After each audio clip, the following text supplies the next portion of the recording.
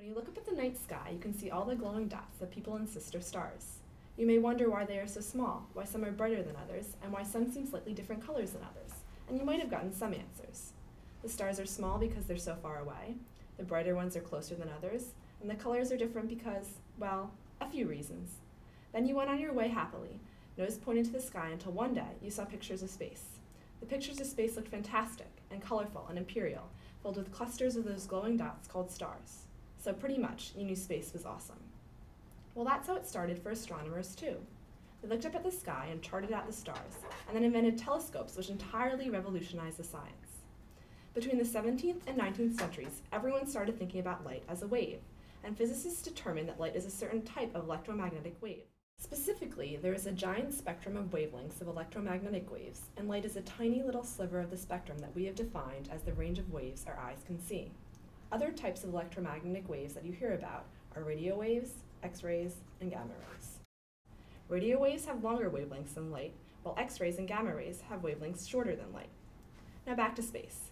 Astronomers said to themselves, what would happen if we designed telescopes to look at other parts of the electromagnetic spectrum? So they made infrared telescopes, and radio telescopes, and other types of telescopes, and they looked at the chunks of the sky that appeared dark. But the telescopes lit up with information, telling the astronomers about all types of bright star systems and gases that can't be seen with just our eyes.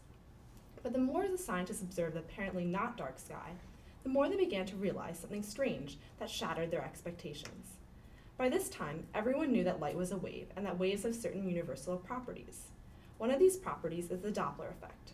This effect can be heard in the change of sounds as an ambulance approaches and leaves. As the ambulance approaches, the pitch seems to get higher and higher, and as ambulance leave, the sound gets lower and lower. Let's investigate why this is. One fundamental property of a wave is its frequency. This is basically a measure of the number of little waves that move through a point in a given amount of time. If you're standing next to a source emitting a sound, the waves reach you at steady intervals, at a specific frequency. But if you start running away from the sound, each wave crest will take longer to reach you than the previous crest. This means that the sound you hear is going to be different. The frequency of the wavelengths reaching your ear will appear to have just decreased, which means the effective wavelength from your perspective is much longer than it was when you were standing still. If you keep on running, eventually the effective wavelength will be too long for your ears to detect the sound. With a tiny adjustment, we can say something similar happens with electromagnetic waves, specifically light waves. In the case of light, if we are running away from the source of light, the effective wavelength becomes longer. Physicists call this redshifting because red light has a longer wavelength than other light.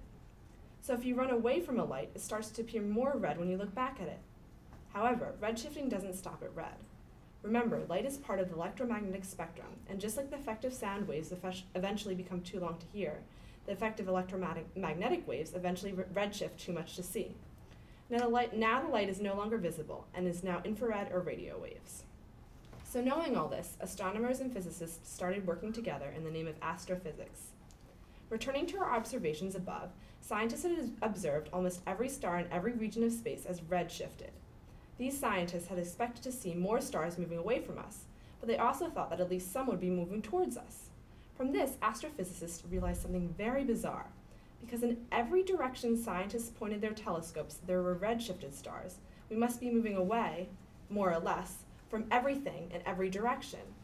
The only way this makes any sense at all is if space itself were expanding. But what exactly does it mean for the universe to expand? Well, maybe this will help. Think about the universe as a giant balloon, and you are sitting somewhere on the surface. Let's try this. Take an uninflated balloon and draw a few dots anywhere on the surface. Declare one of the dots to be you and mark it, maybe as a stick figure, and draw straight lines connecting every other dot to you. We'll call those lines light lines. Start inflating the balloon and notice how every line is getting longer. The balloon is expanding in every direction around you, and as a result, all the lines are getting longer.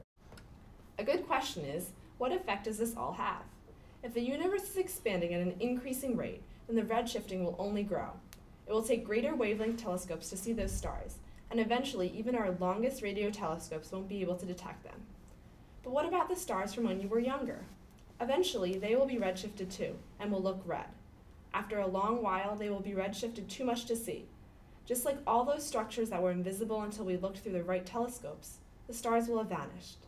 Generations from now, people will look up at and see an entirely different night sky, and they will wonder about the myths their ancestors created and the images they constructed. We are at a wonderful and unique point in time when we have the ability to explore the night sky, all while the night sky is perfect for measuring. So, let's get on it.